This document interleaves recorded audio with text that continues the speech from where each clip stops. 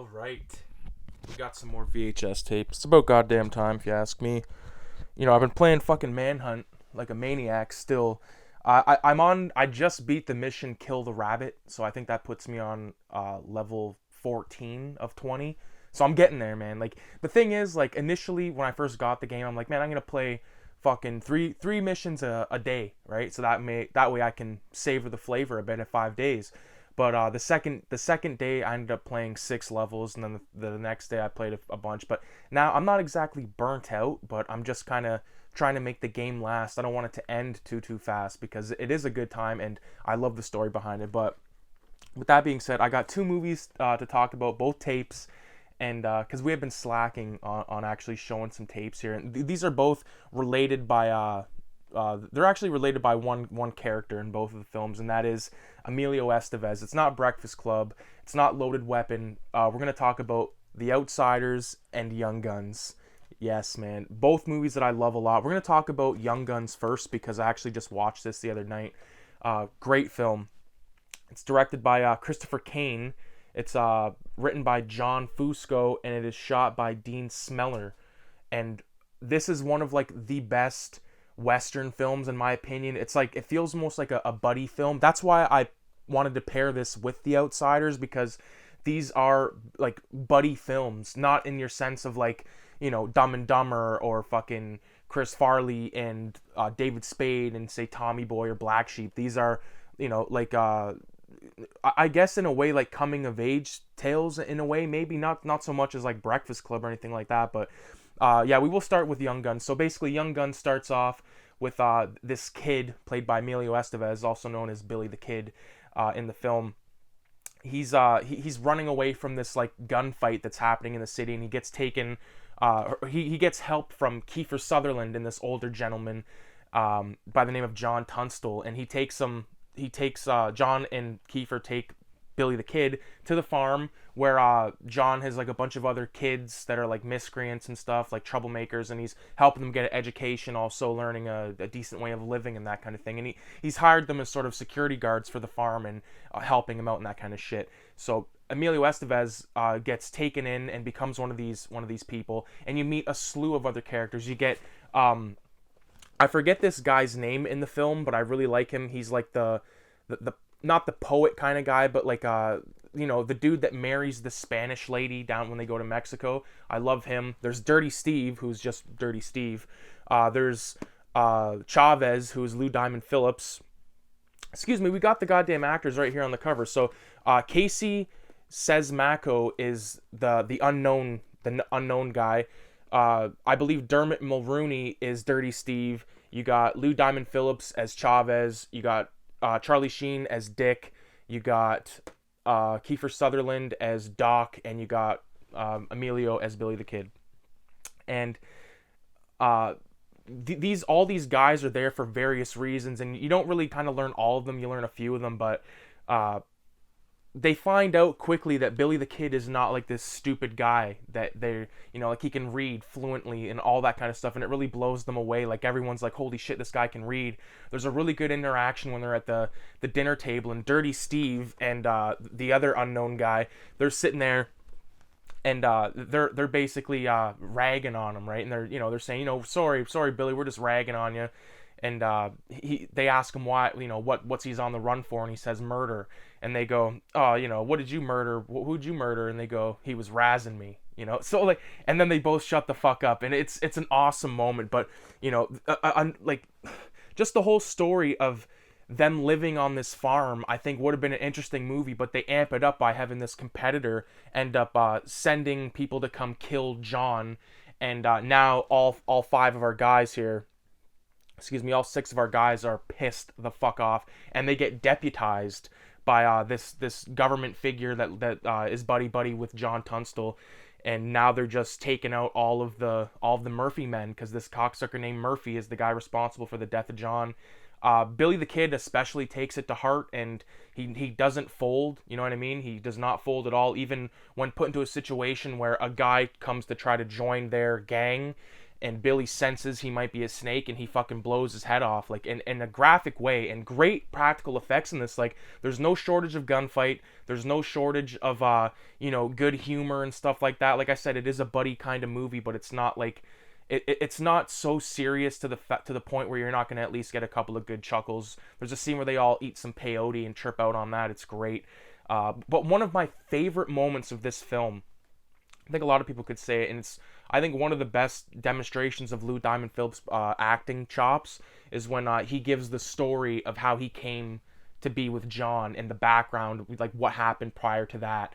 And I really do like that. And the whole thing about pals and all that, and like they have this spiritual awakening basically, and they kind of go off of Chavez's Native American thing, like, not thing but way of life, and he kind of like takes that into account, like, you don't break the secret hoop with our friendships, we're pals, we made a pact.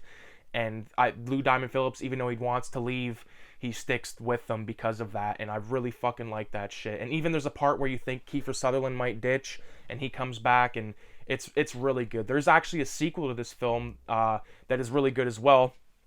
Nowhere near as good as this one, though, and I don't really like how they take it into the future, although I do like the actor that's interviewing Billy the Kid. Like, I like that guy. So Young Guns is just one you don't want to miss out on. I don't know if it's on Netflix or anything like that, but it's one you want to check out for sure. So moving on to the other Emilio Estevez film, where he sort of takes the back seat in terms of being on screen, but he has moments in this film that I need to talk about.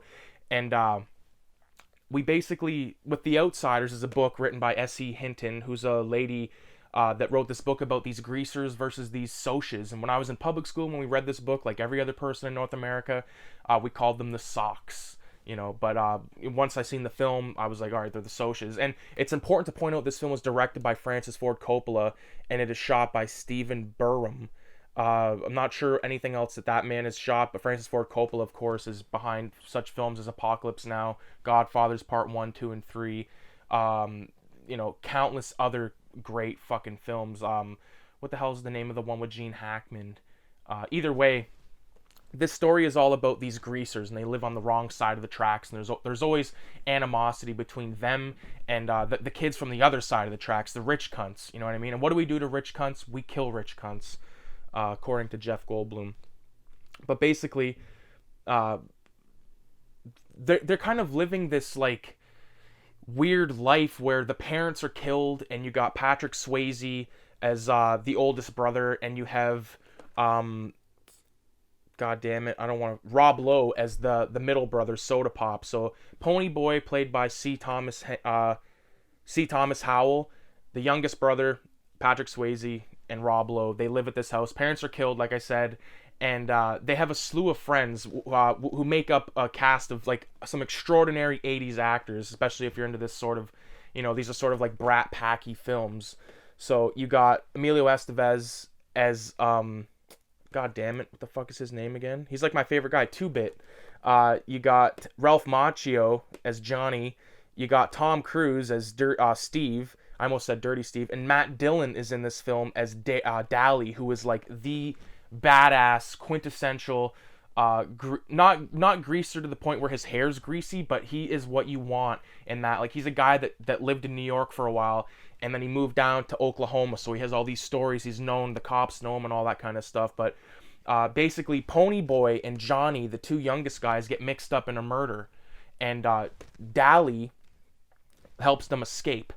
And while they're on the run, they're living at this abandoned church, and something happens to the church, and something happens to our boys and our main badass here, fucking Matt Dillon, that sort of turns them into heroes. But also some very sad stuff happens, and I don't want to spoil it if you've not seen this film, but there's a part near the beginning of the film where they're Pony Boy and Johnny and 2-Bit are walking away from the movie theater with these two girls they just met, and this car pulls up with all these assholes, Leif Garrett being one of them, who's a big star in the 70s and 80s. He's a heartthrob and all that kind of shit. But 2-Bit, Emilio Estevez, who's the sole inspiration behind this video,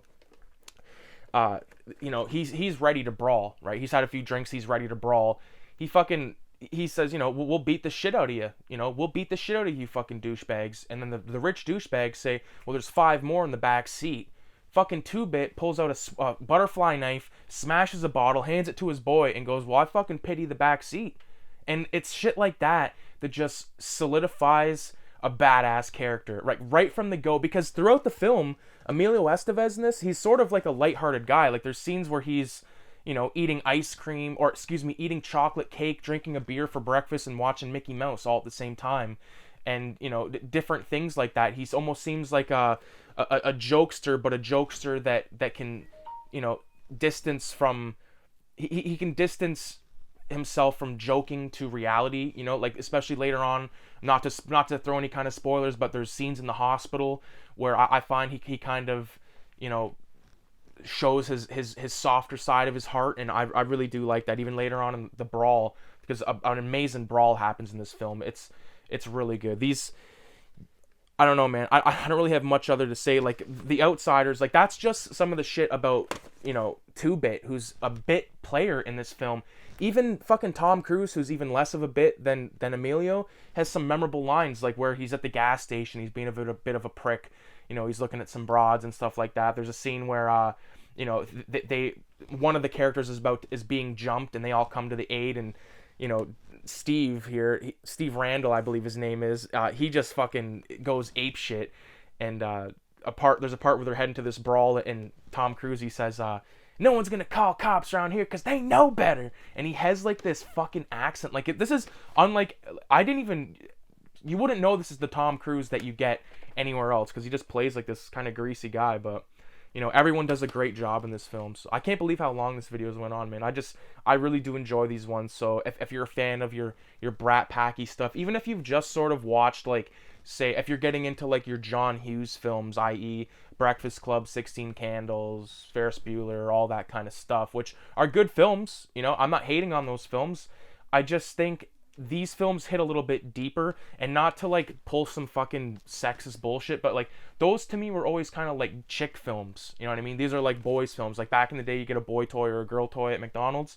That's the way I felt about these movies. So not to discredit those films, because I love them. Breakfast Club, I think, is fucking awesome. I love, you know, I could probably do a video just talking about John Hughes, but, you know, yeah, I appreciate everybody for watching the videos, subscribing, leaving comments, all that stuff. Hit me up if you want to do a screen worship together, which is basically a recorded Skype conversation that I upload onto the channel. Check out the Facebook page. The Facebook page, I've kind of been uploading a little bit more and more because of the lack of videos on YouTube. But that will be put to a stop right now, because I'm going to film a few of these vids, because I had a really good time talking about these 2 movies. I'm actually feeling like double featuring these in the next couple of years, and I say that, which might sound ridiculous, like in the next couple of years. Well, I just watched both these recently, and I like to savor the flavor, you know, but at the same fucking breath, I could watch like Moby Dick 20 times in a week, so there's no rhyme or reason to this madness that we call fucking cinema collecting. But with that being said, adios.